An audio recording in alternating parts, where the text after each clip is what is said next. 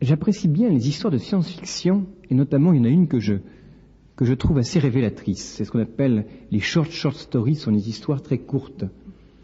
Je vais vous la résumer. C'est l'histoire d'un savant qui achève une soudure à leur fin devant l'œil d'une caméra qui est reliée à des trillions de téléspectateurs répartis par toutes les galaxies connues. Il s'adresse à la caméra et il dit « Mesdames et messieurs, maintenant, par la soudure que je viens de faire, nous venons de connecter tous les ordinateurs répartis dans toutes les galaxies. Et maintenant, je vais abaisser la manette pour mettre en connexion tous ces ordinateurs. » Il s'approche du tableau, il abaisse la manette. On sent une espèce d'imperceptible vibration qui parcourt tout le cosmos. Ça y est, la connexion est établie. Il se retourne vers les caméras et dit « Et maintenant, je vais poser la question qui tracasse l'homme depuis que l'homme est homme. Je vais demander à l'ordinateur, Dieu existe-t-il » Silence abyssal, et tout à coup une voix sépulcrale retentit. Maintenant, Dieu existe. Le savant terrifié se précipite, abat la manette, du moins s'apprête à abattre la manette, et à ce moment-là, d'un ciel serein, un éclair jaillit nulle part, le foudroie, et fige la manette en position de marche. Bon, ce n'est que de la science-fiction, hein. Ce n'est pas le journal télévisé, je vous le dis tout de suite. Mais c'est parfois un peu l'impression que donne l'intelligence artificielle. On est un petit peu terrorisé, veut dire, par elle. Alors le but de ce soir, c'est un peu préciser les notions. Alors dans une introduction, 2 petits points. Premièrement, l'objet. Deuxièmement, la perspective que nous allons adopter. L'objet, que veut dire le vocable intelligence artificielle ? C'est très important, c'est comme dans les questions de procréation artificielle, les mots étant piégés, il faut être précis. Ça recouvre 2 réalités différentes. Tout d'abord, l'intelligence artificielle, c'est un terme générique qui regroupe certaines recherches touchant les applications de l'informatique et pour lesquelles on n'a pas encore trouvé de solution systématique.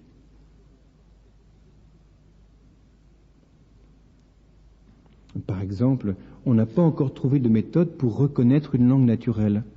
On n'a pas trouvé de méthode pour reconnaître systématiquement un champignon, etc., etc. On en parlera tout à l'heure. On n'a pas de reconnaissance vocale, on n'a pas de méthode pour reconnaître une voix humaine, etc., etc. Donc il y a beaucoup de possibilités. Comme on dit, il n'y a pas d'algorithme, il n'y a pas de méthode générale qui permet d'enserrer formellement les problèmes que je viens de vous donner. Mais il y a un deuxième sens à l'intelligence artificielle. En extrapolant à partir des quelques résultats que l'on a acquis, l'IA, c'est plus court, va regrouper pour certains toutes les activités intellectuelles de l'homme.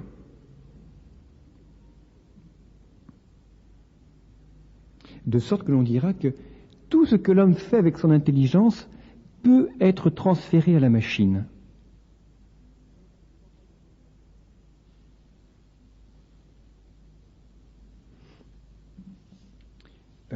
Il y a un certain Turing, qui est bien connu pour ceux qui connaissent un peu la question, qui a émis un principe qui est le suivant.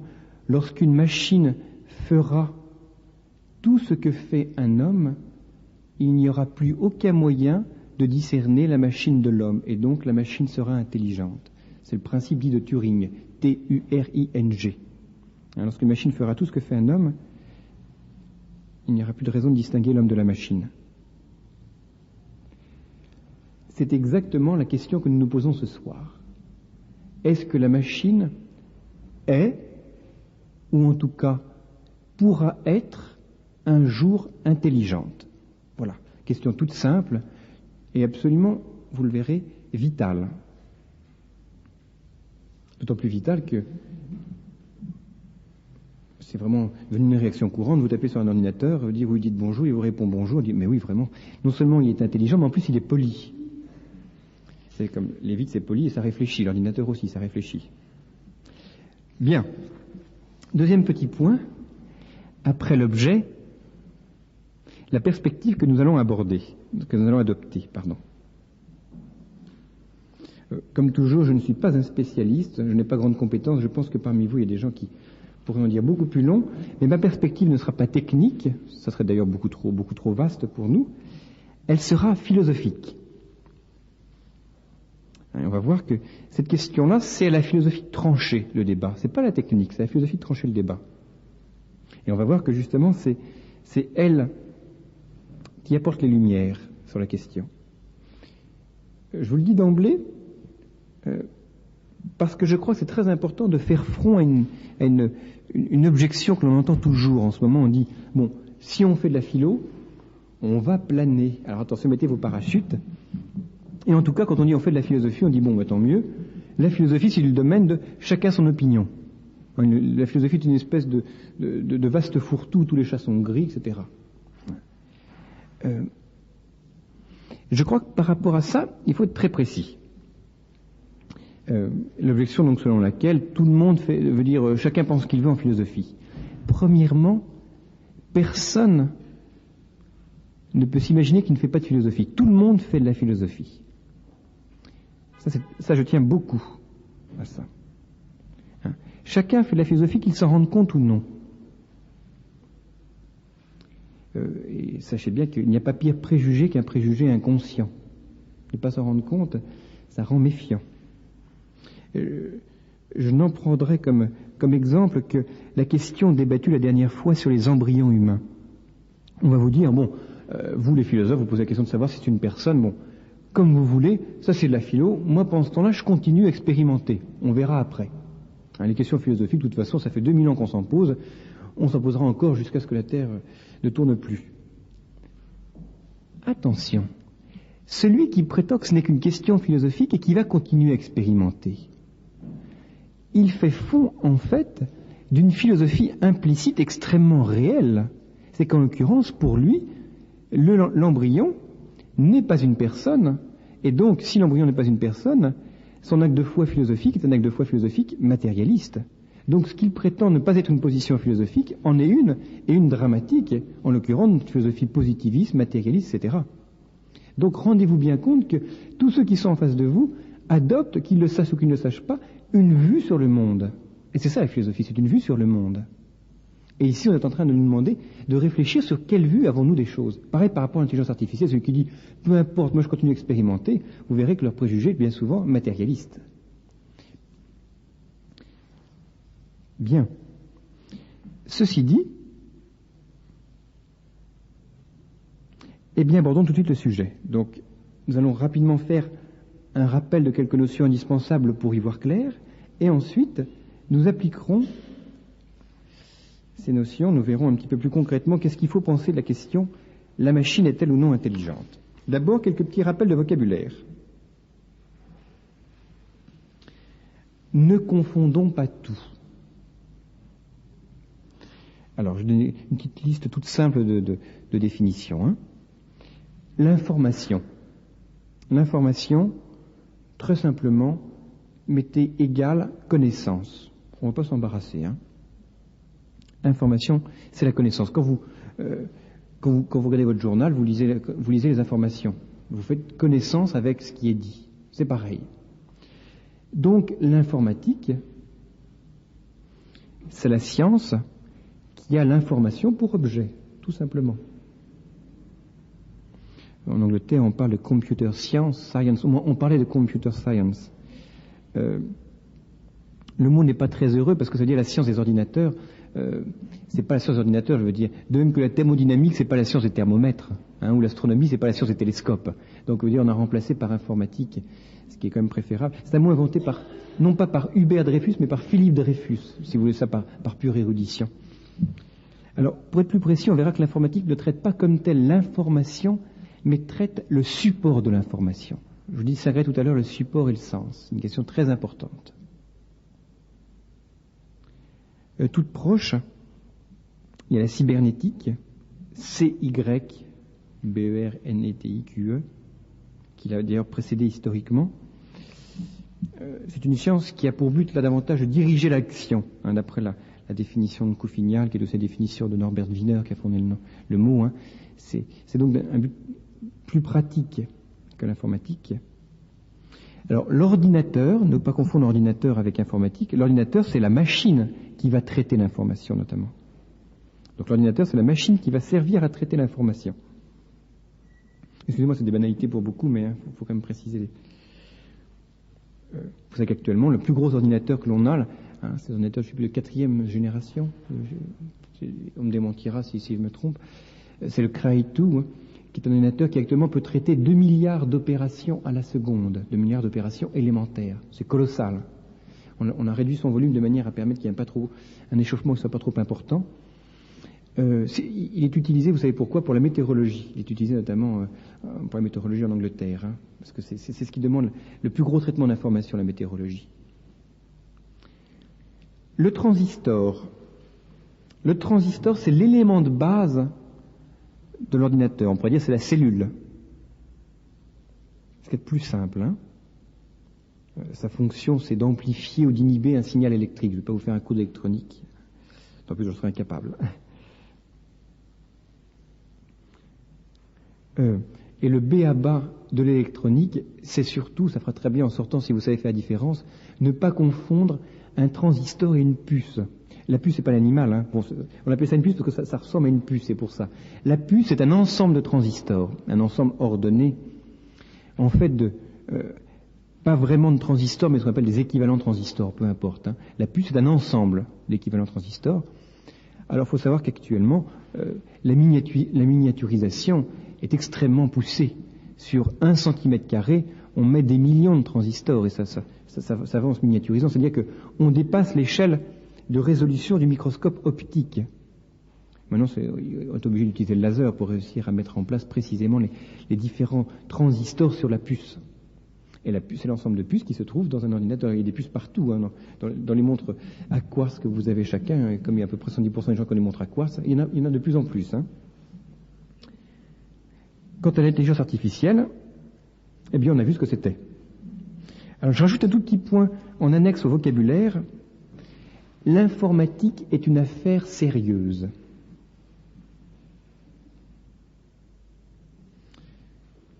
JJSS, Jean-Jacques Servan-Schreiber, quand il a créé le Centre mondial d'informatique en 1982, a fait campagne sur le thème suivant. Un enfant de 7 ans l'apprend en quelques heures, puis il l'explique à ses grands-parents. C'est redoutable, ce genre de choses.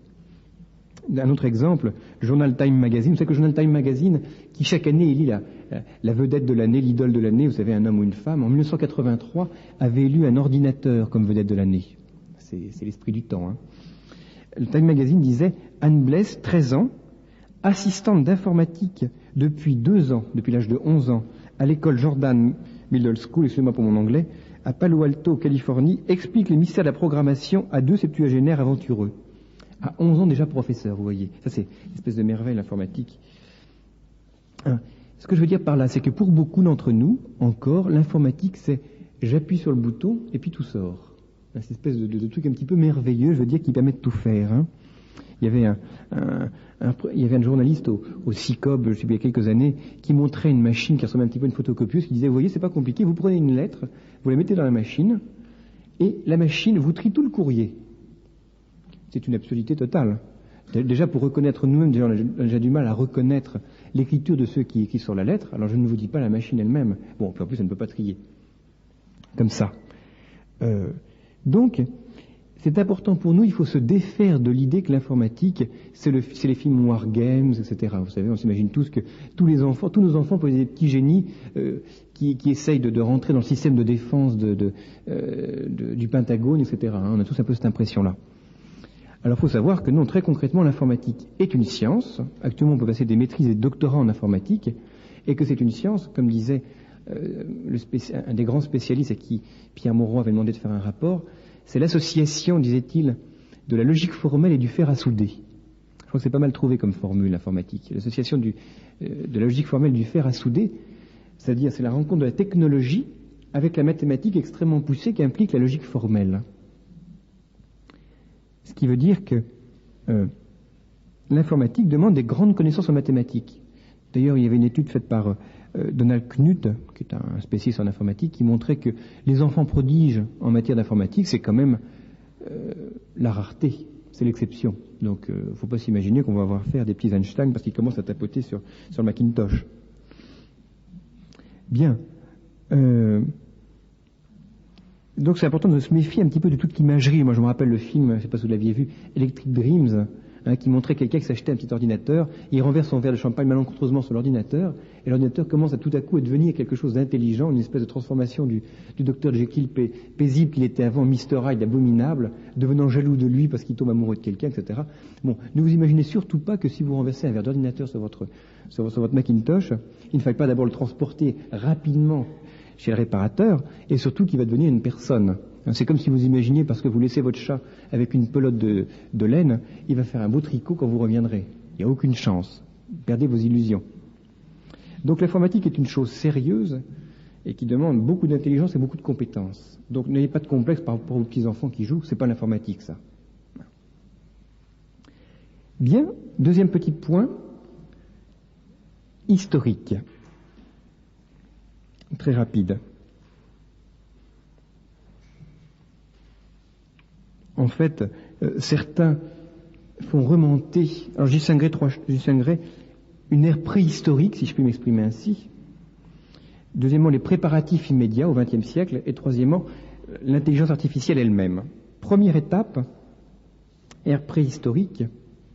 Certains n'hésitent pas à faire remonter l'intelligence artificielle au chant 18 de l'Iliade d'Homère, qui raconte que Héphaïstos, Vulcain, avait fabriqué des espèces de petits tripodes, une petite machine à 3 pieds qui fonctionnait dans l'Olympe et qui courait d'un bout à l'autre pour porter les boissons aux différents dieux.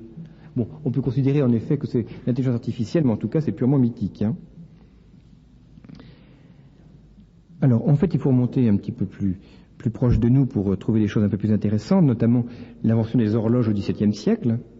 Ça commence à devenir un peu plus intelligent, entre guillemets. Au XVIIIe siècle, on trouve les fameux automates de Vaucanson,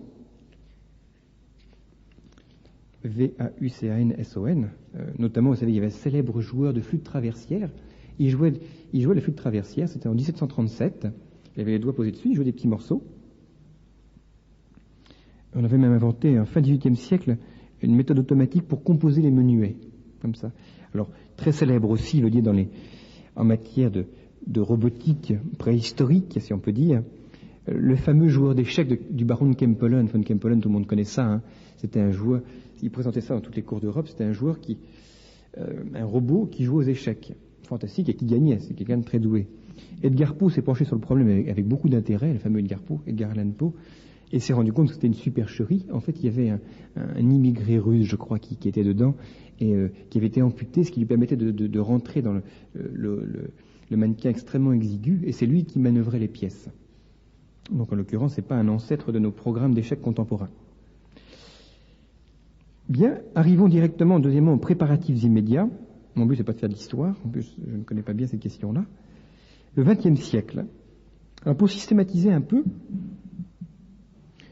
il y a plusieurs disciplines et plusieurs réalisations technologiques qui ont préparé la venue de l'intelligence artificielle. Premièrement, les robots. C'est-à-dire les automates autonomes. Le mot robot, c'est un mot qui est né en fait de la science-fiction. C'est un Tchèque qui s'appelle Karel Čapek. Ça signifie en fait le mot robot travail forcé. Il disait les robots sont des instruments qui vont nous servir à nous aider, c'est pour ça. Le mot robot donc signifie travail forcé. Et d'abord le mot robot, les robots ont d'abord intéressé la science-fiction.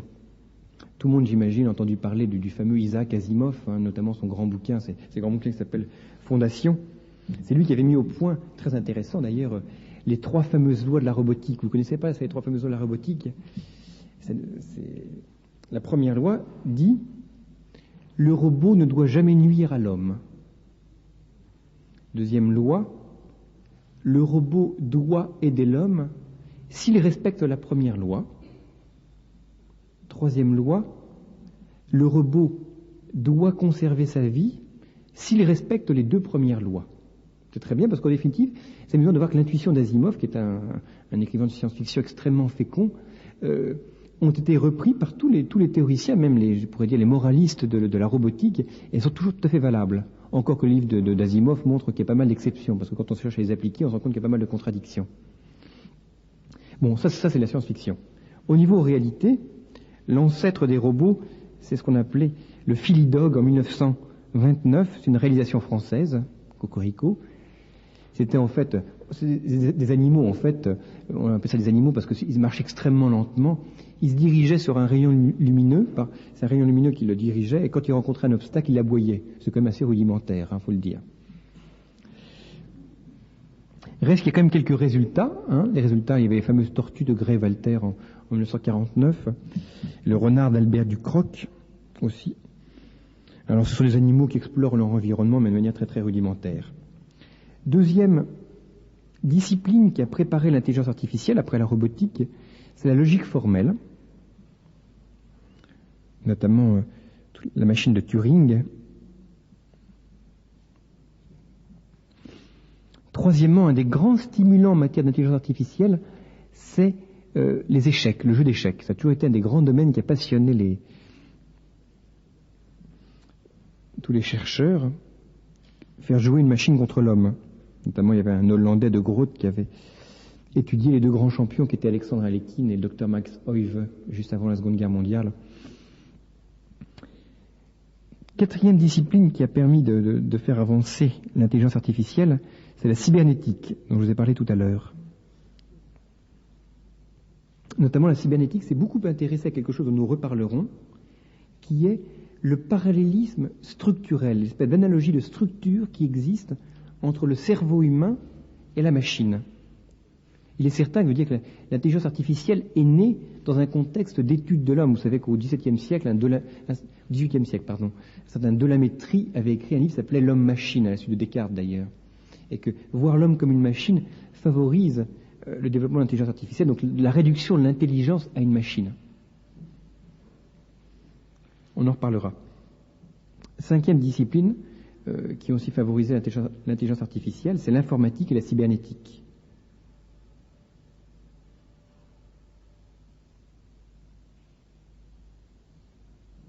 L'informatique et la linguistique, la cybernétique c'est la linguistique, pardon. Alors, l'intelligence artificielle maintenant, sa naissance. Donc on a vu premièrement préhistoire, deuxièmement les préparatifs, sa naissance. Elle est née en 1956.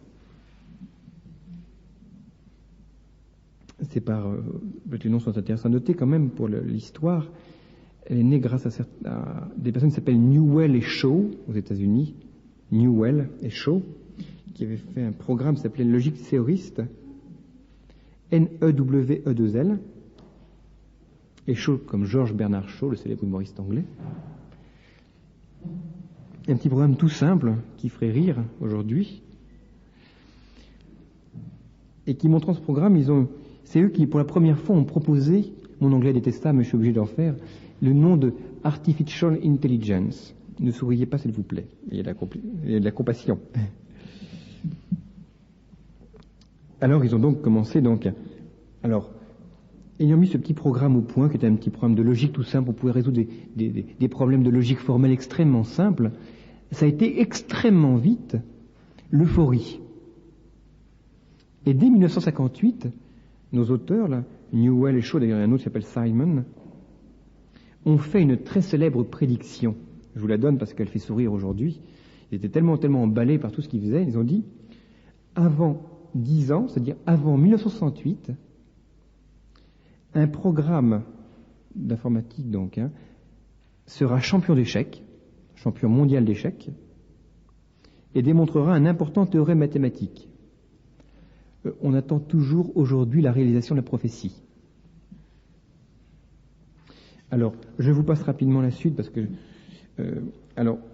60 à 65, on voit plutôt une espèce de consolidation, rien de nouveau. Et après 65, il va y avoir deux types de développement en matière d'intelligence artificielle. Une approche qu'on appelle plus combinatoire. Qu'est-ce que je veux dire par là? Je veux dire, on va essayer d'utiliser au maximum les capacités de la machine. L'ordinateur a des capacités fantastiques du point de vue rapidité de calcul par rapport à l'homme. Je pense à un exemple qui est assez frappant. Je ne sais pas si vous êtes déjà allé au Palais de la Découverte. Si vous n'êtes pas allé, allez-y, ça vaut la peine. Et quand vous allez à un endroit qui s'appelle la Rotonde, on voit indiquer les 700 premières décimales du chiffre pi. Ces 700 premières décimales du chiffre pi ont été calculées par un mathématicien du siècle dernier qui s'appelle William Shanks, qui a calculé ça à la main. Il a mis 20 ans pour le faire. Non seulement il a mis 20 ans pour le faire, mais sans qu'on connaisse les décimales elles-mêmes, on s'est rendu compte qu'à partir de la 500e, alors que comme on sait, c'est un transcendantal en mathématiques, et donc ça veut dire que les chiffres apparaissent de manière aléatoire, on s'est rendu compte qu'un des chiffres n'apparaissait plus avec la même fréquence. Donc, sans connaître le chiffre pi, on a très bien su qu'à partir de la 500e décimale, il y avait une erreur, sans savoir où était l'erreur. Or, la première machine IBM, qui appartient à une série convergente, a calculé le nombre pi, est arrivée à la 700e première décimale en 40 secondes. Donc, quand on voit ça, naturellement, ça engendre un certain nombre d'illusions, de désillusions par rapport aux capacités humaines, un certain nombre d'illusions par rapport aux capacités de la machine. Et actuellement, qu'est-ce que je disais? Oui, par rapport au chiffre pi, on arrive je crois que c'est 500 millions de décimales ou 300 millions de décimales, un nombre absolument faramineux, hein, ce qui sert d'ailleurs de table aléatoire, les décimales du chiffre pi. Alors, première donc ouverture, première direction dans laquelle peut s'engouffrer l'intelligence artificielle, les méthodes combinatoires, on va profiter des capacités de calcul de l'intelligence artificielle. Malheureusement, ces capacités sont très vite limitées. Un exemple tout à fait révélateur, c'est la question de la simulation du jeu d'échecs. On pourrait s'imaginer qu'en effet, avec les possibilités de calcul de l'ordinateur, on pourrait très facilement simuler ce que l'intelligence peut faire. Si vous connaissez un petit peu le jeu d'échecs, vous savez que le premier coup, il y a 40 possibilités, de part et d'autre. Deuxième coup, il y a encore 40 possibilités, mais que les possibilités vont en croissant de telle manière que lorsqu'on arrive au 10e coup, le nombre de possibilités, si je me souviens bien, c'est égal à 10 puissance 10 puissance autre chose encore. Ça veut dire qu'il y a des milliards de possibilités rien qu'au 10e coup. Ce qui veut dire que si on veut tout explorer, c'est absolument colossal. Et un ordinateur ne peut absolument pas tout explorer. Surtout quand on sait qu'en milieu de partie, je me rappelle avoir vu des parties de Fischer en milieu de partie, il calculait, il prévoyait jusqu'au 18e coup à l'avance. C'est-à-dire que si l'ordinateur veut tout épuiser, il est obligé, je veux dire, de passer des années entières. Donc on s'est rendu compte que la méthode combinatoire qui consiste à essayer de chercher toutes les possibilités est absolument inefficace. Donc on s'est orienté vers une deuxième direction, qui est l'approche, on pourrait qualifier d'humaine. Ça veut dire quoi? Ça veut dire qu'on va plutôt chercher à voir comment fonctionne l'intelligence humaine, donc s'inspirer du raisonnement humain pour calquer la méthode du raisonnement humain sur, et calquer cette méthode-là sur le processus que l'on va mettre dans la machine. Alors par exemple pour le jeu d'échecs, c'est simple, pour le jeu d'échecs, on s'est rendu compte, c'est ce dont s'est rendu compte le Hollandais de Groot à qui je faisais allusion tout à l'heure, il s'est rendu compte qu'en milieu de partie, un grand joueur d'échecs, un grand maître international par exemple, ne regarde pas toutes les possibilités, pas du tout. Automatiquement, il y a la grande majorité des possibilités qu'il n'envisage pas. Il sélectionne automatiquement. Et donc on essaie de comprendre pourquoi est-ce qu'il sélectionne, et ces principes de sélection, on va les mettre dans la machine. Et c'est en réfléchissant là-dessus qu'on a trouvé, ce dont je vous parlais tout à l'heure plus en détail, qu'on a mis en place un concept nouveau qui s'appelle les systèmes experts. Je vous en parlerai tout à l'heure. C'est donc la volonté de simuler le raisonnement humain qui a mis en place ce qu'on appelle les systèmes experts dont je vous parlerai tout à l'heure. Et de même, c'est par simulation avec les processus humains qu'on a cherché à voir comment réussir à identifier la voix humaine, comment lire les textes, etc., etc. Bien, je ne détaille pas plus ces questions un peu techniques. Je fais juste une petite remarque historique que je prends à Dreyfus, qui me semble très intéressante. Dreyfus fait une remarque qui est la suivante. En matière d'intelligence artificielle, dans tous les domaines, on a assisté à une espèce de développement en 3 temps, historiquement. Premièrement, un démarrage fulgurant, tout à fait enthousiaste. Bon, on se rend compte qu'en effet, on commence Les ordinateurs les petits robots peuvent reconnaître leur environnement et donc ne pas buter contre tout. Bon, démarrage fulgurant sur des problèmes simples. Deuxièmement, rencontre progressive de difficultés. Du coup, on se rend compte que, oui, l'ordinateur, c'est vrai, il sait reconnaître son environnement, mais néanmoins, il a quelques difficultés à reconnaître le véritable obstacle de l'obstacle temporaire. Bon. Et troisièmement, déception due à certains échecs ou certaines impasses. C'est très intéressant comme remarque, parce que bien souvent, toutes les remarques qui ont dit la machine pourra devenir intelligente sont parties des premières expériences qui sont extrêmement enthousiasmantes. Mais actuellement, en tout domaine, on plafonne. Un exemple, la reconnaissance de l'écriture. Il y a quelques années, alors vous écrivez une page, on va mettre, par exemple, ce qu'on appelle un scanner, qui va lire le texte, pas un scanner médical, mais un scanner qui relie un petit ordinateur, qui va essayer de reconnaître l'écriture manuelle. Eh bien, il y a quelques années, il y avait environ 5% de déchets. Au début, on croyait qu'on pourrait réussir à traduire toutes les espèces de lecture, toutes les espèces d'écriture, même celles de médecins, ce qui est un exploit.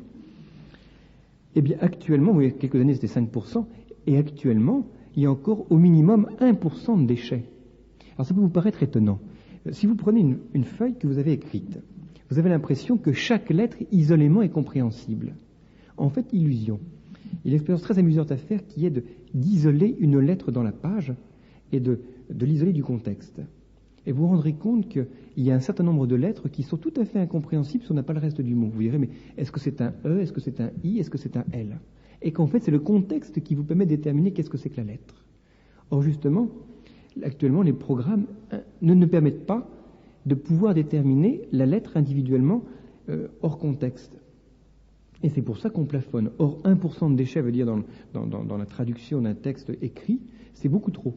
C'est absolument pas rentable. Donc, vous voyez, on assiste, enthousiasme premier, problème, on essaie de résoudre le problème, et puis ça plafonne. Et ça plafonne en tout domaine. Actuellement, le niveau des ordinateurs d'échecs, c'est, pour ceux qui connaissent un petit peu l'informatique, les échecs, c'est niveau grand maître international, début grand maître international, c'est-à-dire c'est classement Elo, c'est 2500, 2600. Même pas, 2400, je crois. Bien. Premier point, après ces petits rappels, différentes opinions sur le sujet.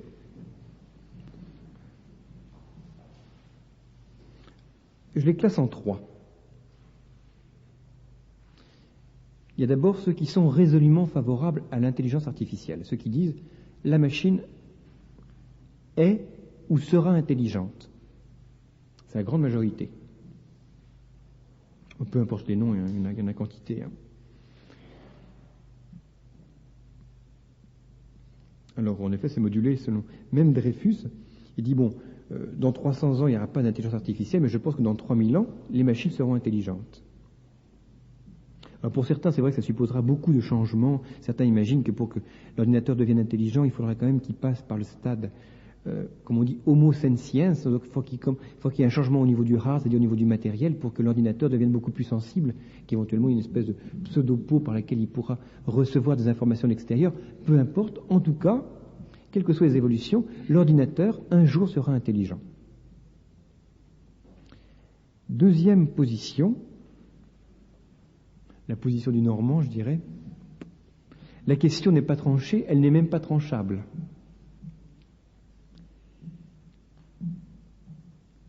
Pour une raison très simple, nous ne savons pas ce qu'est l'intelligence. Bien prétentieux serions-nous si nous disions ce que c'est que l'intelligence. Quel est celui qui peut prétendre avoir exploré les 10 milliards de neurones de l'intelligence? On dit 10 milliards, en fait, les chiffres ne sont pas absolument certains. Certains disent 14 milliards, d'autres disent 20, d'autres disent 100. 20 milliards, c'est ce que dit Changeux.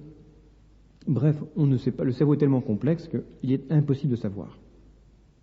Il faudrait bien de meilleures connaissances en psychologie et en neurophysiologie. Troisième position, pour d'autres enfin, la réponse est résolument non. La machine n'est pas intelligente. Il y en a quand même quelques-uns qui le soutiennent, et nous faisons partie de cette catégorie, je ne vais pas dire d'exception, mais en tout cas, c'est les exceptions. Alors, les raisons pour lesquelles on dit que la machine ne peut pas devenir intelligente sont variées. Et en fait, toute la question est de savoir qu'est-ce que l'on va conserver à l'homme que l'on ne va pas octroyer à la machine. Quelle est la ligne de partage des eaux que l'on va faire. Je vais donner quelques exemples avec lesquels je ne suis pas tout à fait d'accord. Certains disent le corps est nécessaire à l'intelligence, puisque la machine n'a pas de corps, la machine n'est pas intelligente. C'est le premier argument. Notamment aussi, il y en a d'autres qui diront les émotions sont nécessaires à la vie intellectuelle. Si j'ai pas le désir de savoir, je ne peux pas savoir. C'est la philosophe Simone Weil qui disait, c'était des mots d'ailleurs, elle disait, il n'y a pas de connaissance sans amour. Si j'apprends qu'un mari trompe sa femme, ça ne me touche pas. C'est banal.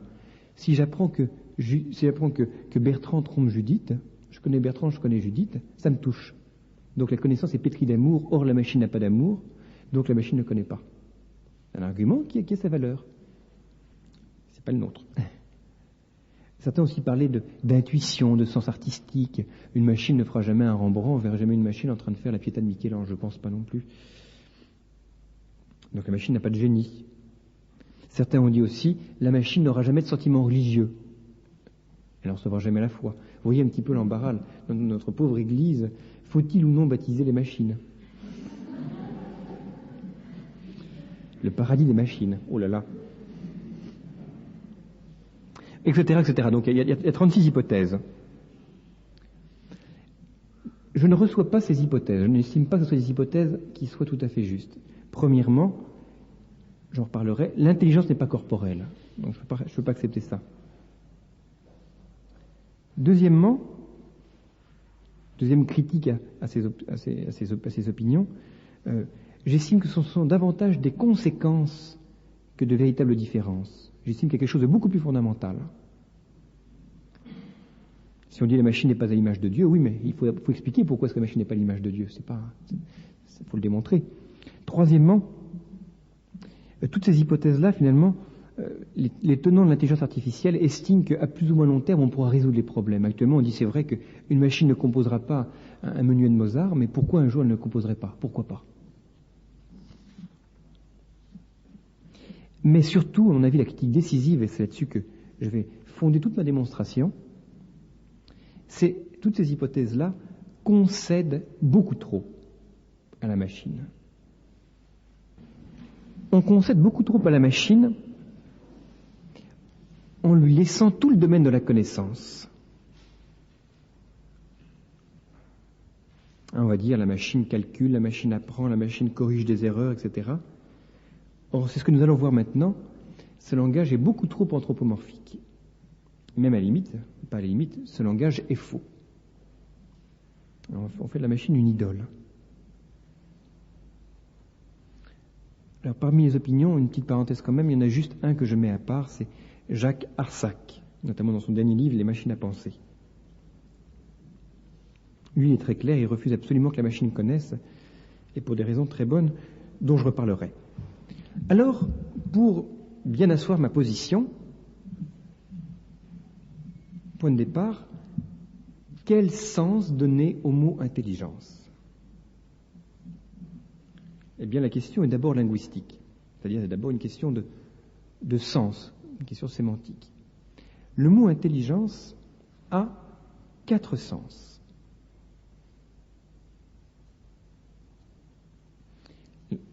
Je vous les énumère et après ça on verra. L'intelligence d'abord désigne l'objet, deuxièmement désigne l'opération, troisièmement désigne une disposition, quatrièmement désigne une faculté. 4 sens bien différents qu'il importe au plus haut point de distinguer. Premier sens du mot intelligence, c'est l'intelligence comme objet. Par exemple, vous dites à votre enfant qui vous apporte un beau devoir 20 sur 20, « Oh, quel travail intelligent !» Ça désigne, là le mot intelligent, c'était bien évident que la feuille de papier qui est devant vous, si bien écrite soit-elle, n'est pas intelligent au sens où il y aurait une intelligence dedans. Oh là là, je vais faire la dissection du papier pour savoir s'il y a une intelligence dedans. C'est l'objet qui est intelligent. Pourquoi ? Parce qu'il a été causé par un être intelligent. Mais on a le droit de dire que l'objet est intelligent, tout à fait. très important donc de voir la souplesse du langage. Donc, l'objet est intelligent parce que c'est le fruit d'un être intelligent. D'ailleurs, ce qui nous montre que l'objet est intelligent, c'est qu'il est intelligible. Cette question est très vaste. Ça me démange de vous montrer les prolongements de cette position parce que c'est tout à fait passionnant. Vous marquerez aussi que on peut dire que la nature est intelligente aussi. La nature est prodigieusement intelligible. Il suffit, je sais pas moi, d'avoir s'être un peu intéressé, je sais pas moi, par exemple aux araignées. Quand on voit comment c'est une araignée, ça ne met jamais les pattes sur les fils. Sur les fils circonférentiels, mais uniquement sur les fils radiaires. Parce que sur les fils circonférentiels, sans glurer les pattes, elle ne pourrait pas avancer. Une araignée est sensible à 10 angstroms près de vibration. Il y a une extraordinaire intelligence dans une araignée. Ou si vous voulez les études de von Fritsch, vous savez, sur les abeilles, vous savez les mouvements des abeilles pour désigner la direction de la source de pollen et en même temps son éloignement. Bon. Tout ça montre une extraordinaire intelligence. On peut dire que l'abeille est intelligente. De même que le travail de votre fils est intelligent, de même l'abeille est intelligente. Mais qu'est-ce que veut dire le mot intelligent? Est-ce qu'il y a de l'intelligence dans l'abeille? Est-ce qu'on va pouvoir trouver de l'intelligence au sens où habituellement nous parlons d'intelligence comme une capacité? Non, c'est l'objet abeille qui est intelligent. C'est très important de bien voir cette distinction-là. Il y a quantité de savants et de philosophes aujourd'hui qui sont fait avoir. Je pense à toute la tendance de la gnose de Princeton, vous savez, Raymond Ruyère ou bien Colloque de Cordoue, des gens comme ça. C'est des gens qui ont dit la nature est tellement intelligente qu'il doit y avoir une intelligence dans la nature. Et donc, puisque c'est pas l'homme qui a créé la nature jusqu'à nouvel ordre, il reste qu'une seule hypothèse, c'est Dieu. Et donc, ils immergent complètement Dieu dans la nature. Voyant l'intelligence dans la nature, ils disent Dieu est dans la nature. Et Dieu est partout, une espèce de panthéisme. Alors que s'il disait la nature est intelligente parce qu'elle est intelligible, à ce moment-là, on réaliserait que de même que le travail est intelligent parce qu'une cause intelligente mais extérieure à la feuille a fait le travail, de même la nature est intelligente parce qu'une cause extérieure à la nature a engendré ce qui est intelligible dans la nature, en l'occurrence Dieu. Très important et très intéressant de bien voir ça. Deuxième sens, l'intelligence comme opération. Par exemple, chacun d'entre vous, ici présent, parler intelligemment, raisonner intelligemment, poser des questions intelligentes, etc., etc. Ça s'entend de l'opération intelligente. Donc ça, c'est l'acte même qui est intelligent. Petite parenthèse, juste pour les précisions de mots, il y a une distinction entre raison et intelligence. L'intelligence, c'est ce qui représente l'espèce d'acte intuitif par lequel je perçois quelque chose, alors que la raison implique un discours, implique un mouvement. En une formule un peu lapidaire, la raison est à l'intelligence ce que la ligne est au point, ou ce que la durée est à l'instant. Donc, l'intelligence, c'est le regard intuitif, la raison, c'est le regard discursif. Ça prend du temps. Par exemple, regard intuitif, je dis l'homme est libre. La raison, elle, va dire l'homme choisit, or la liberté d'une capacité de choix, donc l'homme est libre. Donc il y a tout un discours pour dire ça. Remarquez bien que l'opération intellectuelle, je suis toujours dans le deuxième point, porte non pas sur des mots, mais sur des concepts. L'intelligence conçoit. Le mot est merveilleux d'ailleurs. C'est un mot qui désigne la fécondité de l'intelligence. Il y a une conception à l'intérieur même de l'intelligence. Toute faculté noble, toute faculté intellectuelle est féconde. Pour nous chrétiens, l'image de Dieu qui est féconde d'ailleurs. Elle conçoit un verbe justement. Troisième sens du mot intelligence, la disposition. En termes plus techniques, certains connaissent, ceux qui ont suivi le cours de philosophie, c'est ce qu'on appelle un habitus. C'est le terme latin. Pourquoi est-ce qu'on distingue ce troisième sens? Eh bien, quand vous vous trouvez sur un carnet de notes, toujours pour un enfant, enfant peu intelligent, qu'est-ce que ça signifie? Ça signifie pas un acte comme tel, puisque ça désigne quelque chose de stable et de permanent, Ça ne désigne pas non plus le quatrième sens que l'on va voir après, qui est la faculté, parce que ça voudrait dire qu'à ce moment l'enfant n'a pas de capacité intellectuelle, ce qui serait redoutable et dramatique. Mais ça signifie simplement qu'il a une intelligence qui est peu développée, donc il a peu de disposition.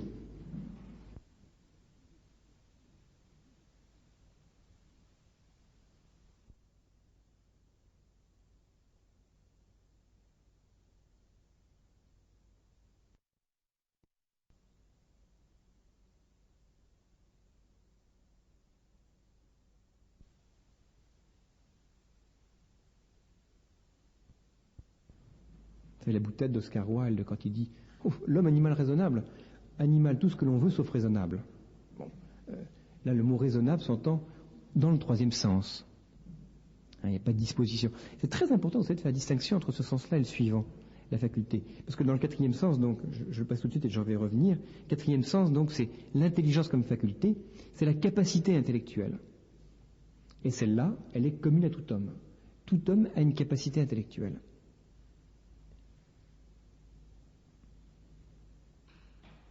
Et c'est important de distinguer du troisième sens parce que un enfant, il a une vision extrêmement globalisante des choses. Un enfant, quand il reçoit quelque chose, il ne peut pas prendre de recul par rapport à ça.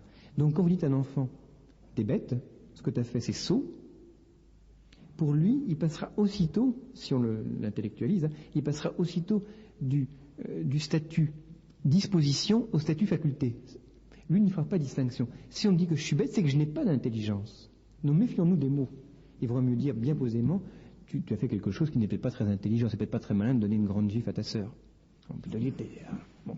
Et c'est important, on va dire, un enfant qui nous dit ton dessin il vaut rien, c'est qu'il dit mais je vaux rien, je peux rien faire.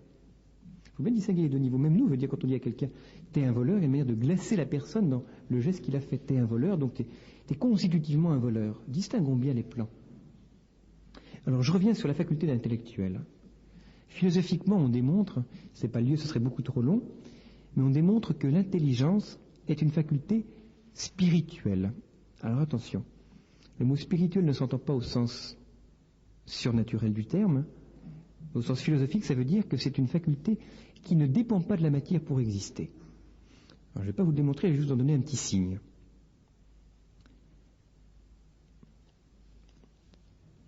L'intelligence peut réfléchir sur elle-même.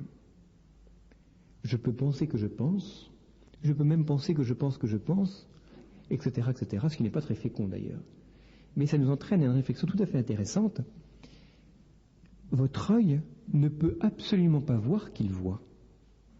Pour une raison très simple, c'est que l'œil voit la couleur, or votre acte de vision n'est pas coloré. Donc ça veut dire que votre vision n'est pas réflexive. L'intelligence, elle est réflexive. Et si votre intelligence ne peut pas réfléchir sur elle-même, de même vous ne pouvez pas vous entendre en train d'entendre. Donc si votre acte sensoriel ne peut pas réfléchir sur lui-même, c'est parce qu'il est matériel. On ne peut pas revenir sur soi-même parce qu'il y a une espèce d'opacité de la matière sur elle-même. Eh bien, l'intelligence, si elle revient sur elle-même, c'est parce qu'elle est immatérielle. Bon, c'est juste un petit signe. Mais donc il y a quelque chose en vous, et ça c'est une démonstration parfaitement philosophique, qui ne fait absolument pas appel à la foi, il y a quelque chose en vous qui transcende la matière. Et un des signes, c'est l'intériorité, l'espèce de silence intérieur que vous pouvez avoir, qui signe qu'il y a quelque chose en vous qui dépasse la simple matière. Donc, il faut être très clair, la pensée n'est pas sécrétée par le cerveau.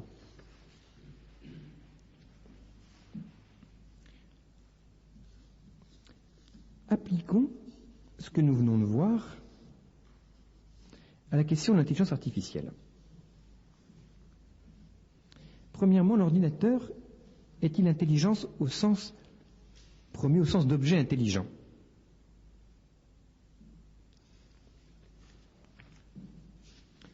La réponse est bien évidemment oui.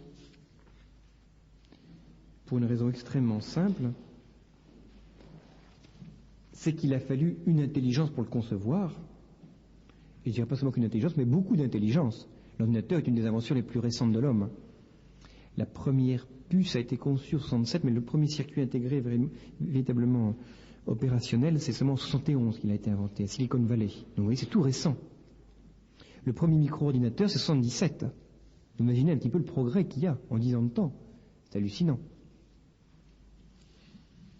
Donc il a fallu une quantité énorme d'intelligence. Donc c'est vraiment intelligent. Mais par mode de boutade, je vous ferai remarquer que c'est pas plus intelligent qu'une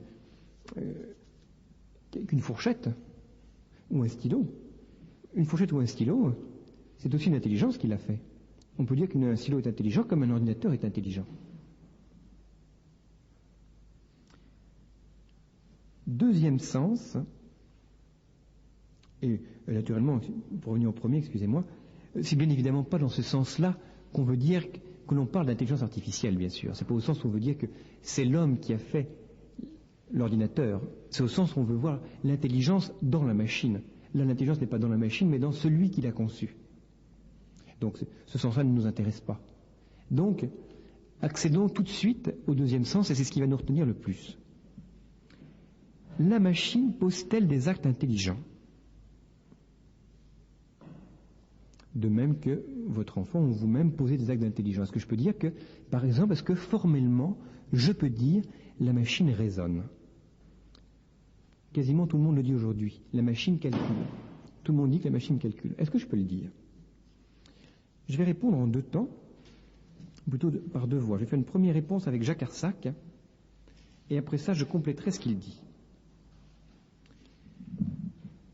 Première réponse, celle de Jacques Arsac, qui nous dit: il faut distinguer deux aspects dans toute information. J'en ai parlé tout à l'heure, je vais préciser maintenant.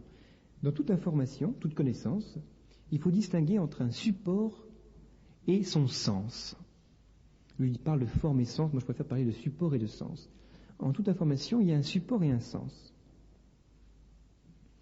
Exemple, si vous prenez une feuille de papier, sur laquelle sont écrites des choses, il y a d'une part les mots qui sont écrits, et d'autre part le sens que je lui donne. Quand c'est en français, on a l'impression que c'est la même chose.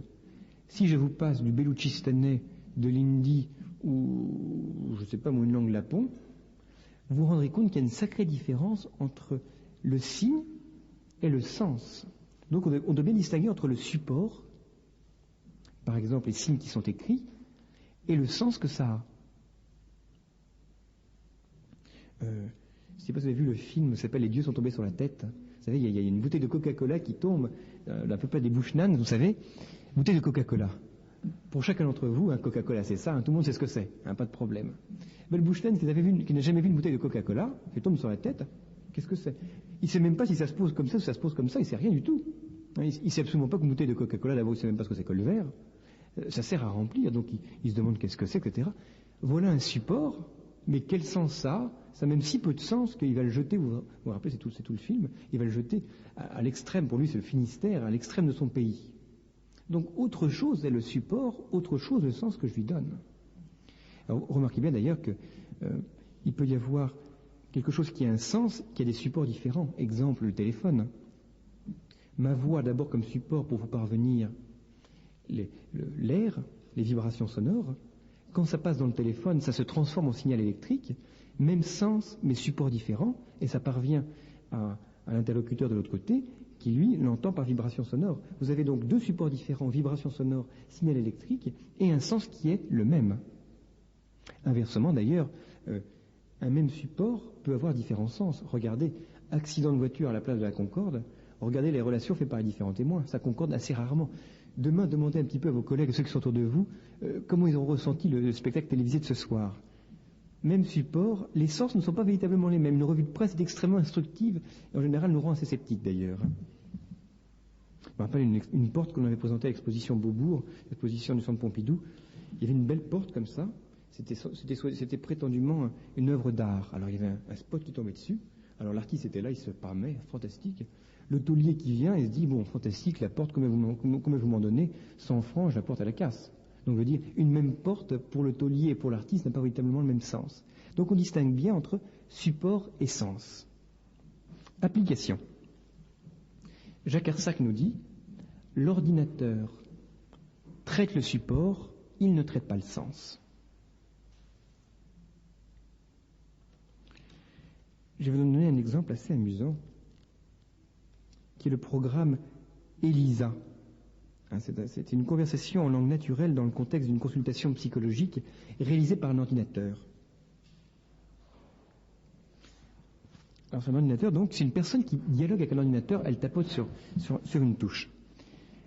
Alors, la personne, les hommes se ressemblent tous. L'ordinateur, de quelle façon?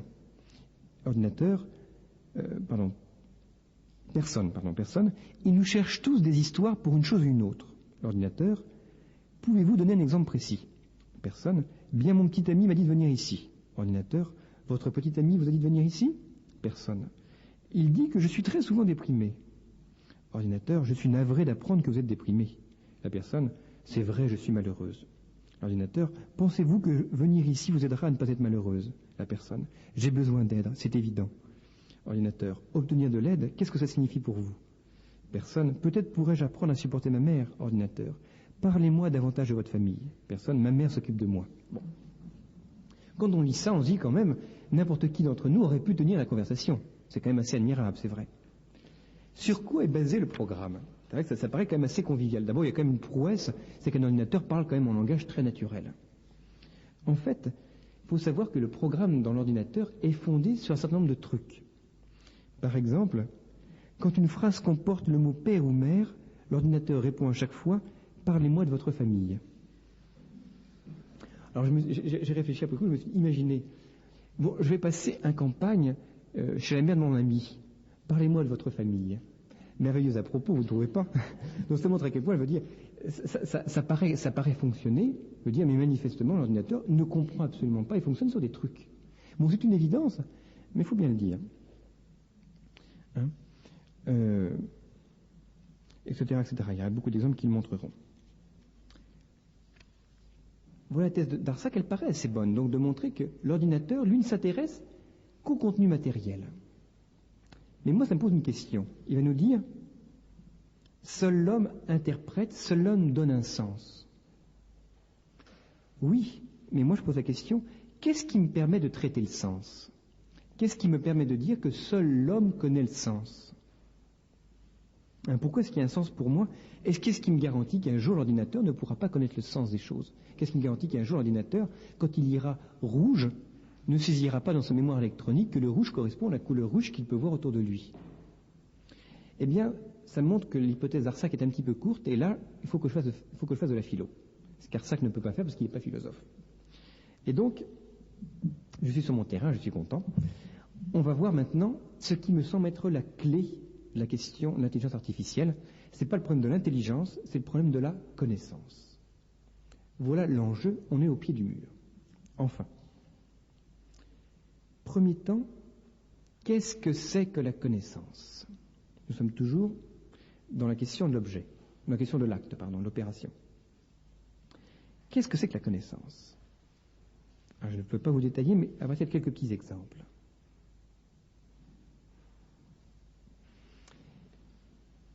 Quand je pose ma main sur un radiateur, il se passe deux choses.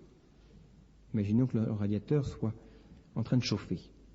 Premièrement, ma main devient chaude. Très bien. Est-ce que c'est en tant que ma main devient chaude qu'elle sait qu'elle touche quelque chose de chaud? Absolument pas. La connaissance est quelque chose de différent de ça. Parce que si par ailleurs je dis le radiateur est dur, ma main ne devient pas dure parce qu'elle sait que le radiateur est dur. Absolument pas. Donc il y a deux sortes de modifications. Il y a premièrement une modification. C'est tout à fait vital, donc marquez tout ça, c'est tout à fait capital. Aujourd'hui on n'en parle absolument pas et c'est le cœur de la question. Il y a deux sortes de modifications. Il y a premièrement une modification subjective, modification du sujet, par laquelle, excusez-moi, il va acquérir une modification corporelle, il va changer corporellement. Par exemple, il devient chaud. Et il y a deuxièmement une autre sorte de modification en lui, beaucoup plus mystérieuse, par laquelle il acquiert quelque chose qui est justement ce qu'est l'objet, et qui n'est plus une modification subjective, mais une modification objective. Quand je sais que le radiateur est dur, c'est pas en tant que je deviens dur, tout à fait par hasard. Un autre exemple à vous le montrer. Quand je regarde la table verte qui est devant moi, est-ce que mon œil devient vert?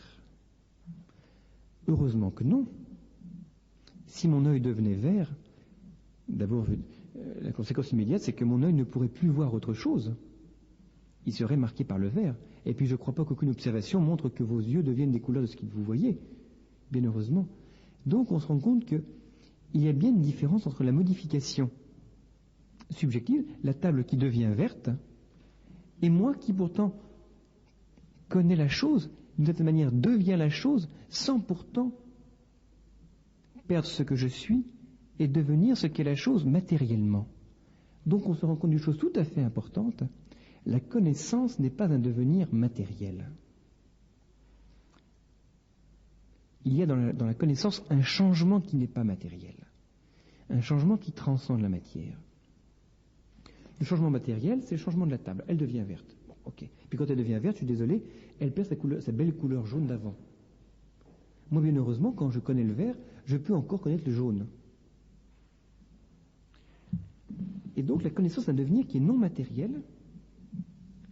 Et deuxième caractéristique tout à fait importante, c'est un changement qui me met en relation avec l'autre. La connaissance est quelque chose de tout à fait objectif.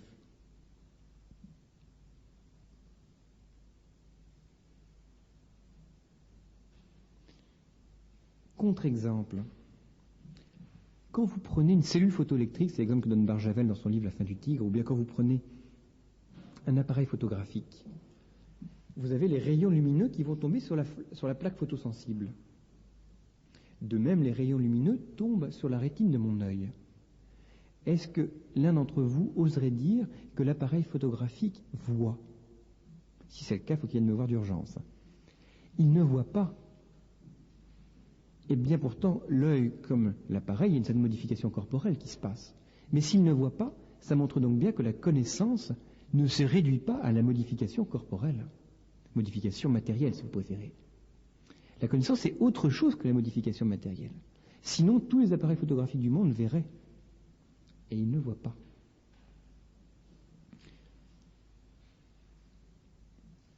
Un dernier exemple que j'aime beaucoup, par son caractère très rudimentaire, posez une banane sur votre table. La banane peut subir deux sorts différents. Le premier, extrêmement vorace, désintégrateur par lequel vous la mangerez, elle disparaîtra. Et la banane, en l'occurrence, quand elle disparaît, elle devient vous, c'est pas vous qui devez banane, bien heureusement d'ailleurs. C'est ce qu'on appelle l'opération de nutrition. Mais il y a un deuxième sort beaucoup plus noble pour la banane et aussi beaucoup plus noble pour vous, même s'il n'est pas très nourrissant, qui est la connaissance. Par la connaissance, la banane, d'une certaine manière, et d'une manière tout à fait profonde, vient en vous. Parce que vous connaissez la banane, la connaissance est quelque chose qui est en vous. Quand vous fermez les yeux, la banane est encore là. La connaissance, donc, est bien quelque chose qui est en vous, c'est une perfection qui est en vous. Et pourtant, dans ce changement qu'est la connaissance, la banane demeure banane, vous ne devenez pas banane, comme je vous disais, et vous-même, vous demeurez ce que vous êtes sans que votre œil ne se transforme en banane. Oh, imaginez que ce soit une pastèque. C'est une banalité ce que je vous dis, elle est immense, elle est énorme. Hein? La différence entre la nutrition et la connaissance. Par la connaissance, je m'ouvre à l'autre pour devenir l'autre en tant qu'autre. Marquez ça vaut la peine. Par la connaissance, je m'ouvre à l'autre pour devenir l'autre en tant qu'autre. Par la nutrition, pas du tout. L'autre m'intéresse dans la mesure où il devient moi-même. Par la connaissance, je m'ouvre à l'autre en tant qu'autre pour devenir l'autre. C'est pour ça que certains qui ont une espèce de... Il y a deux manières de gérer notre rapport à la réalité. Une manière un petit peu vorace et gloutonne par laquelle tout devient moi, mais au point que je m'assimile tout. Ou bien je respecte l'autre comme autre. La connaissance est quelque chose d'extrêmement objectivant. La connaissance respecte l'autre comme autre.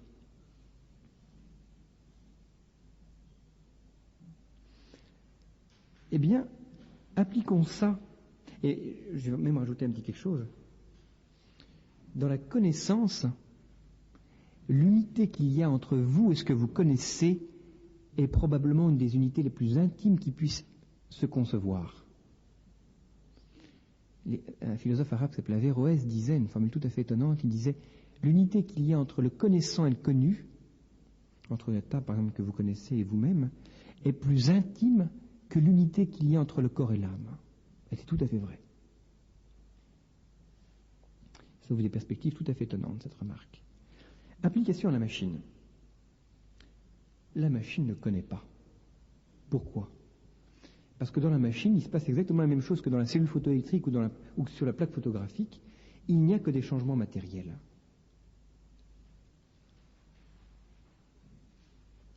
La machine traite le support et pas le sens, comme dit Arsac. Ça veut dire quoi ? Ça veut dire que vous observez des changements matériels, mais je viens de vous le démontrer, la connaissance ne se réduit pas à ces changements matériels. Ou sinon, dès que quelque chose est chaud, il connaît le chaud. C'est pas vrai. Quand je pose ma main sur le radiateur, elle connaît le chaud, mais quand je pose la bouillotte sur le radiateur pour qu'elle devienne chaude, elle ne connaît pas le chaud. Donc la connaissance ne se réduit pas au devenir matériel. Et c'est justement une réduction matérialiste qui, voyant le changement matériel qu'il y a dans la machine, s'imagine que la machine connaît. Dans la machine, il y a autre chose. Dans la connaissance, il y a autre chose.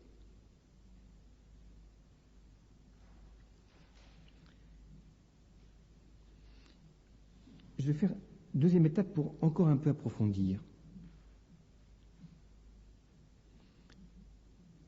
Il faut voir que la connaissance, de surcroît, a cette caractéristique, donc je vous disais, de m'ouvrir à l'altérité, de m'ouvrir à l'autre. Donc la connaissance est une manière pour moi de ne pas avoir une vie, comme dirais-je, introvertie, si on donne un sens métaphysique à ce terme psychologique. La connaissance est une capacité qui me permet de rentrer en relation avec l'autre. Dans la poussée d'évolution des êtres, l'accession, l'espèce de saut qualitatif qui nous fait passer du végétal à l'animal, donc l'apparition de la connaissance, c'est une espèce de seuil qui fait qu'enfin un être ne vit plus seulement pour lui-même. Il y a quelque chose de tout à fait étonnant là-dedans. Alors quand on est chrétien, ça nous en dit long. Si je peux mettre dans l'esprit de Dieu, je dirais, lorsque Dieu a voulu concevoir la connaissance, il s'est dit, il faut qu'il y ait un être qui puisse s'ouvrir aux autres. La pierre, c'est la pierre, elle ne vit que pour elle-même. Même le végétal, il ne vit que pour tirer tous les éléments qu'il y a dans la terre. Par la connaissance, enfin, je m'ouvre à l'autre sans le réduire à ce que je suis. Et ultimement, si je veux prolonger comme chrétien, et ultimement, Dieu, en voulant faire que la connaissance existe chez les êtres, il a voulu qu'il y ait un être dont la connaissance soit tellement large et tellement infinie qu'elle puisse un jour, cette connaissance, être un écrin pour le recevoir lui-même. Et cette capacité infinie de recevoir, c'est l'intelligence. Le sens est limité, l'intelligence, elle, est infinie. Et si Dieu a voulu qu'il y ait la connaissance, il a voulu qu'un être fini ait en lui une capacité infinie de devenir l'autre sans le réduire à ce qu'il est. C'est tout le sens de la vision béatifique. Bon, c'est qu'une perspective, je ne peux pas la détailler. Mais donc, vous vous rendez compte que le propre de la connaissance, c'est d'être, comme on dit, une surexistence. C'est-à-dire que la connaissance est une existence surajoutée à ce que je suis. Si vous voulez, par la connaissance, je suis ce que je suis, moi Pascal, et par la connaissance, je deviens aussi ce que vous êtes. Et plus je vous connaîtrai, plus je deviens ce que vous êtes. Et je m'ouvre à plein de choses. Ce qui veut donc dire que par la connaissance suppose que l'être ait déjà une consistance propre. Et donc déjà une autonomie. Il ne peut y avoir de connaissance que si l'être a déjà une existence, puisque la connaissance est une existence surajoutée. Mon œil est ce qu'il est, et par la connaissance, il peut encore devenir d'autres choses. Il y a autre chose que moi-même. Eh bien, la connaissance ne peut donc exister que si l'être est un être vivant. C'est déjà son autonomie et son être propre, sa consistance. Alors quand on a bien compris ça, l'application à la machine est immédiate. Si un être n'a pas d'autonomie, si un être n'a pas de vie, n'a pas de consistance, il ne peut pas y avoir d'intelligence. Il ne peut même pas y avoir de connaissance, même plus généralement. Donc, la connaissance ne peut exister que chez un être qui a qui a la vie. Or, la machine n'a pas la vie. La machine n'a même pas de consistance. Une machine, c'est quelque chose de totalement éclaté. Donc, la machine, qui n'est déjà même pas un être en elle-même, ne peut surtout pas devenir un autre être. Donc, il ne peut pas y avoir de connaissance dans la machine. Vous voyez un petit peu, il faut qu'on ait déjà notre être propre pour devenir un autre.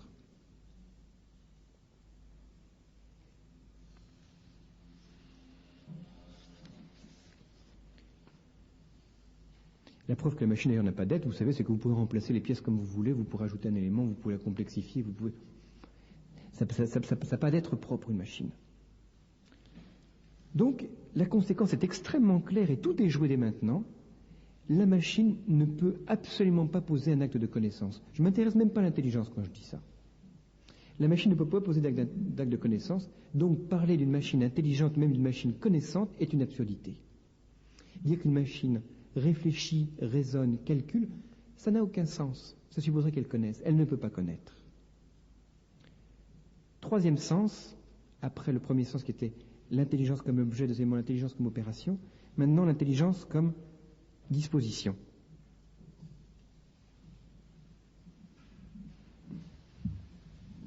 Je vais aller plus vite pour ne pas lasser votre patience. Alors, le problème est réglé, en fait. Pourquoi? Parce qu'une disposition intelligente s'acquiert par des actes intelligents.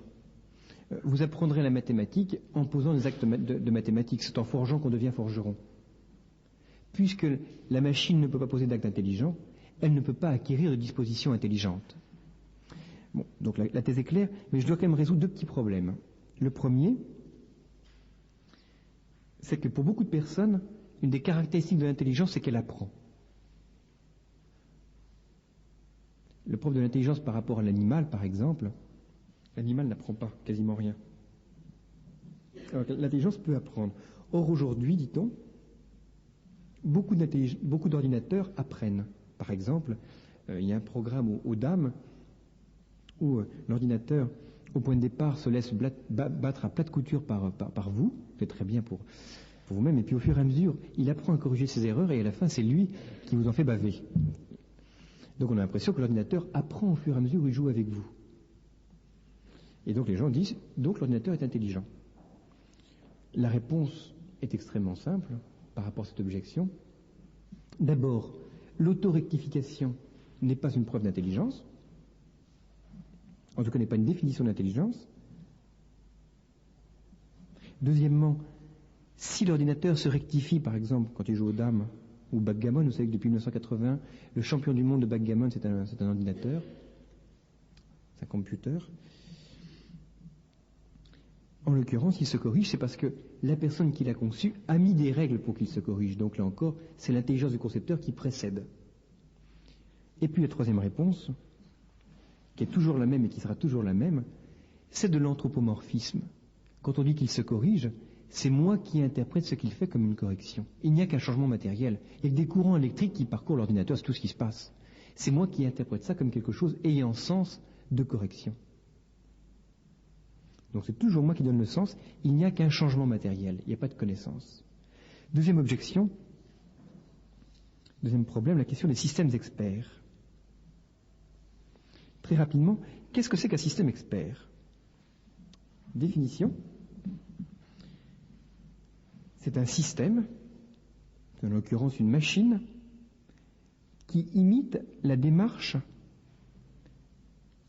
que suivrait un spécialiste qui cherche à résoudre un problème dans une discipline. Je répète, un système expert est un système ou une machine ou un programme, soyons simples, imitant la démarche humaine, la démarche que suivrait un spécialiste qui cherche à résoudre un problème dans sa discipline.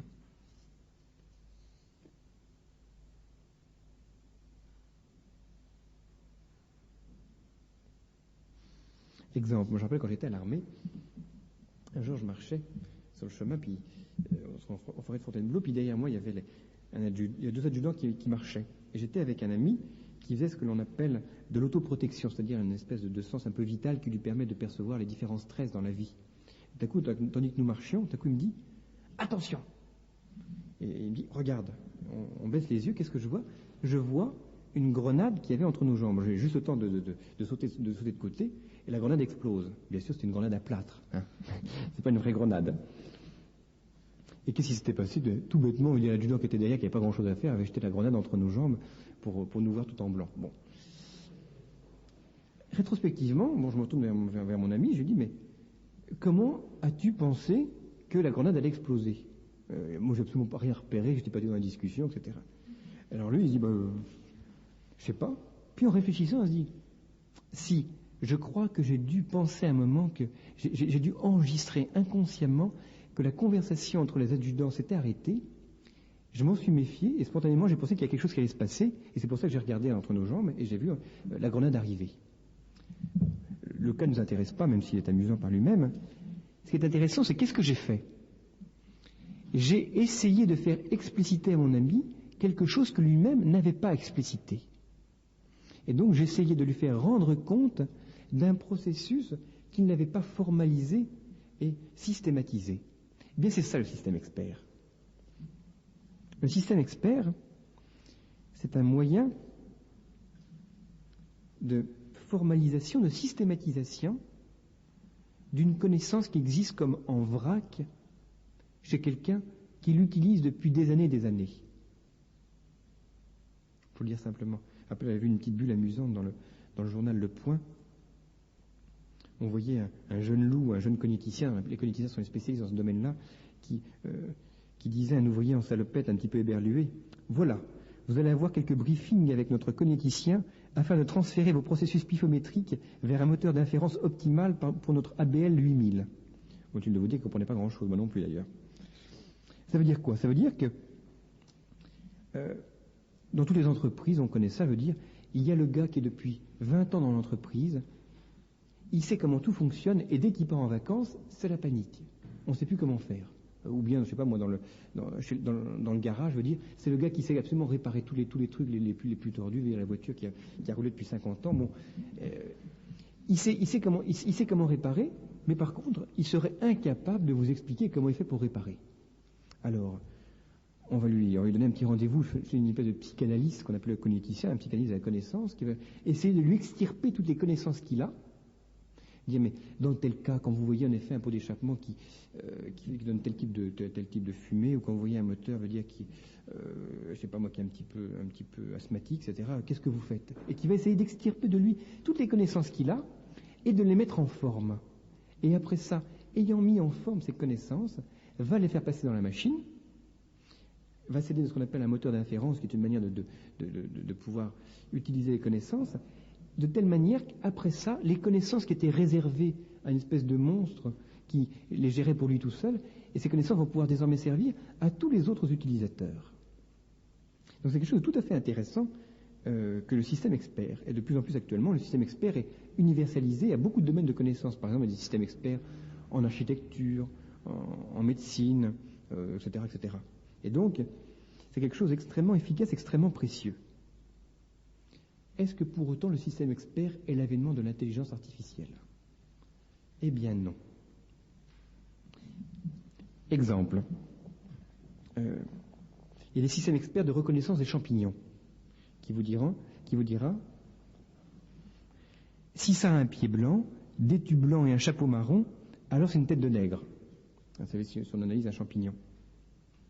Et si c'est une tête de nègre, c'est un type de champignon, c'est comestible et excellent. Mais l'ordinateur pourrait aussi bien vous dire, si ça a X, Y, Z, c'est du W. Pour lui, c'est exactement la même chose au niveau du traitement. Mais si vous dites ça, le moins qu'on puisse dire, c'est que vous ne savez pas grand-chose sur le champignon lui-même. Donc ça nous montre bien que l'ordinateur, lui, il ne traite qu'un matériel. C'est vous qui lui donnez un sens. Donc toujours la même réponse, le système expert ne fait que traiter un matériel, c'est moi qui lui donne un sens. Vous pouvez très bien donc remplacer, pied blanc, tube blanc, chapeau marron, tête de nègre, par tous ces mots-là, par des mots anglais ou par des mots lapons. C'est moi qui lui donne un sens.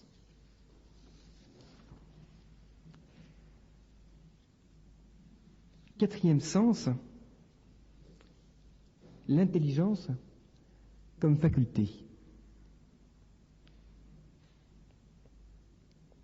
Alors, le problème est déjà réglé en fait, mais il faut quand même se poser la question, est-ce que la machine peut acquérir la faculté intelligente. Alors de soi, on a vu que non, puisqu'elle ne peut pas poser des actes intelligents, mais est-ce que néanmoins, à partir de deux difficultés que je vais poser maintenant, on ne doit pas quand même plus ou moins essayer de soutenir? Alors, première difficulté concrète actuellement, c'est ce qu'on appelle les questions des systèmes de neurones formels. Je vous explique ça en deux mots. Ça a commencé en 68 avec ce qu'on appelle le perceptron.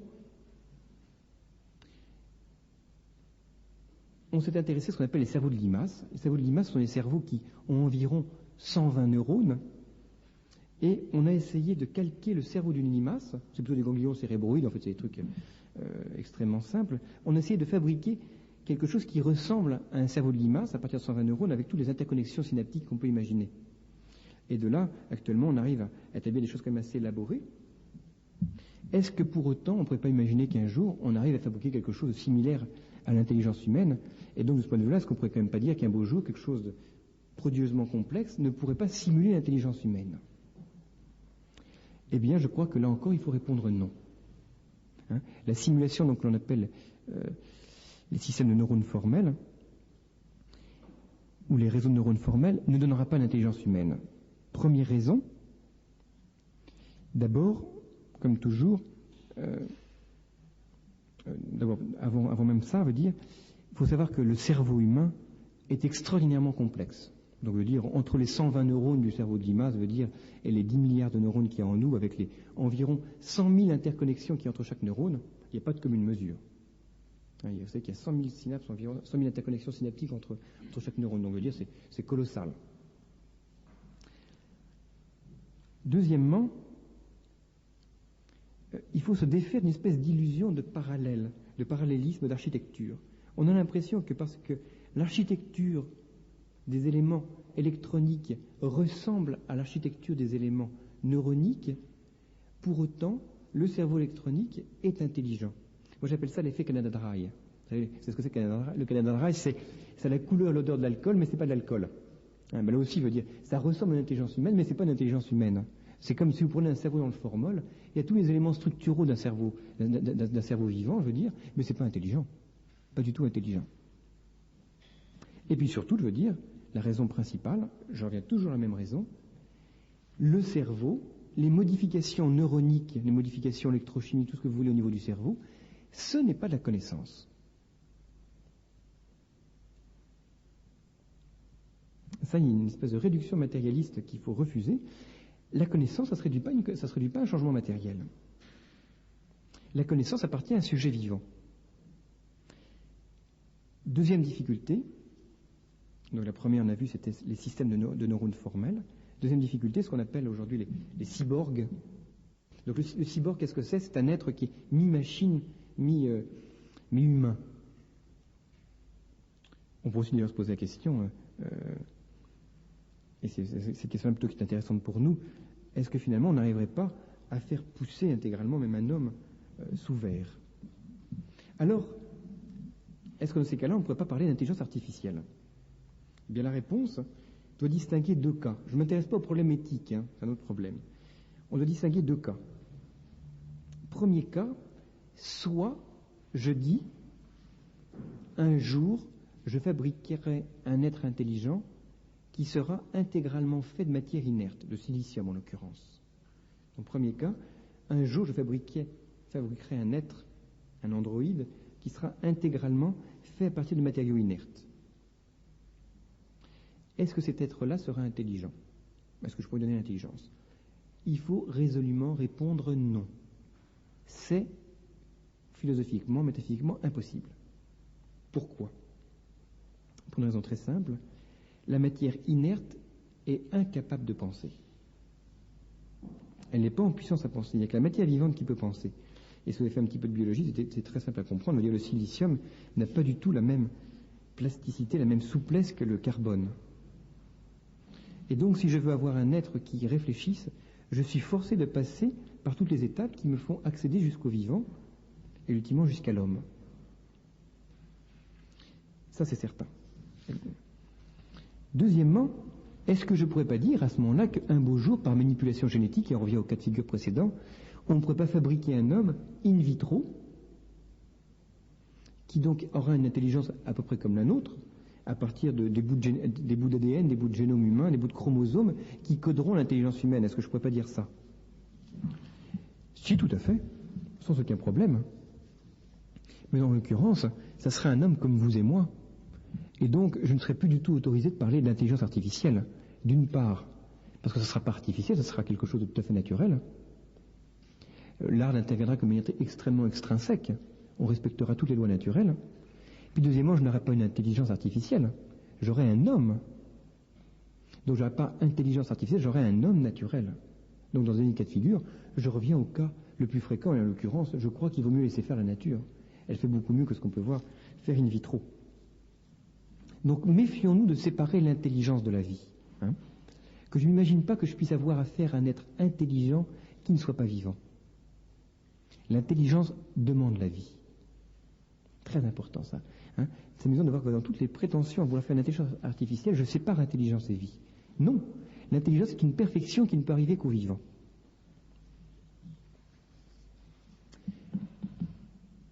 Nous arrivons à la fin. Conclusion. Comme disait Jean-Loup Gasset, qui est le fondateur d'Apple, celui qui a écrit aussi la troisième pomme. La première pomme, c'est la pomme d'Adam et Ève. La deuxième, c'est Newton. La troisième, c'est Apple, la firme Apple. Il disait, donc un fondateur de boîte informatique, il disait, l'intelligence artificielle n'est pas pour demain. L'ordinateur est un imbécile au sens propre, au sens littéral. Je suis tout à fait d'accord avec ce qu'il dit. Donc il faut très clairement conclure, il n'y a pas d'intelligence artificielle, sauf au premier sens, mais je vous rappelle, c'est le sens qui est commun à la roue, à la fourchette et au computer. Donc en l'occurrence, c'est quand même pas un sens très très noble. Donc il n'y a pas d'intelligence artificielle au sens propre, c'est impossible. Il y a comme un piège sémantique à vouloir identifier machine comme un ordinateur et intelligence. J'ai commencé par une petite histoire de Leiter, une short story. Je vais terminer par une autre petite histoire que je préfère, parce que je la trouve plus significative. C'est une histoire qu'on rapporte d'un juif polonais qui s'appelle Rabbi Loeb, qui est bien connu d'ailleurs, c'est l'histoire du golem. Tout le monde connaît du golem de Prague, en fait inventé au XVIIIe siècle. Le golem, c'était en fait une espèce de robot qui avait inventé son maître, qu'il avait fabriqué à partir de la glaise rouge, un petit peu comme le créateur, à l'image du créateur. Et le golem, comme il l'appelait, a reçu la vie lorsque son maître a mis sur son front 3 lettres juives qui se lisent en hébreu Emet. Et Emet, ça veut dire vérité. Et quand il en avait assez, quand il a voulu le réduire à néant, qu'est-ce qu'a fait le maître de son automate? Il a barré la première lettre, et Emet est devenu Met, qui en hébreu veut dire mort. Et je crois que c'est extrêmement significatif pour nous. En effet, je crois que le Emet, c'est ce que l'homme a mis sur le front de l'ordinateur, en l'occurrence. La vérité, que l'on peut traduire par sens, c'est l'homme qui le donne à l'ordinateur. C'est bien l'homme qui donne sa vérité, son sens à l'ordinateur. Inversement, l'ordinateur peut aussi devenir pour nous instrument de mort. Alors soyons précis. Quand je dis que l'ordinateur peut devenir instrument de mort, c'est pas du tout au sens science-fiction où l'ordinateur un jour pourrait asservir l'homme. C'est ça, comme disait un jour quelqu'un de plein de bon sens, si l'ordinateur un jour nous embête ou a des visées un petit peu tyranniques, je débranche. Donc l'ordinateur veut dire, il ne deviendra pas objet de mort pour l'homme, mais c'est en tant que l'homme va s'imaginer que l'ordinateur devient intelligent. Parce que si l'ordinateur devient intelligent, c'est pas que l'ordinateur devient à l'image de l'homme, c'est que l'homme va faire de l'ordinateur, va faire de lui-même quelque chose à l'image de la machine. On inverse le rapport. Et donc le grand risque de l'intelligence artificielle, c'est que l'homme, voulant tellement que la machine devienne intelligente, lui-même se réduise à l'état de la machine, et donc s'imagine que l'intelligence se réduit à la matérialité. Comme la machine n'est que matière, et que la machine est appelée à disparaître, l'homme lui aussi sera prêt à subir le sort du golem, à savoir qu'il va lui-même mourir en ayant barré la vérité du front de la machine. Et en l'occurrence, je crois que le mot juste qui a été prononcé par Jacques Arsac en matière d'intelligence artificielle, c'est que l'enjeu de l'intelligence artificielle, et je terminerai par là, c'est proprement, si on le prend au sens propre et au sens le plus précis du terme, l'intelligence artificielle, disait Jacques Arsac, c'est un complot contre l'esprit. Avec un petit E, bien sûr.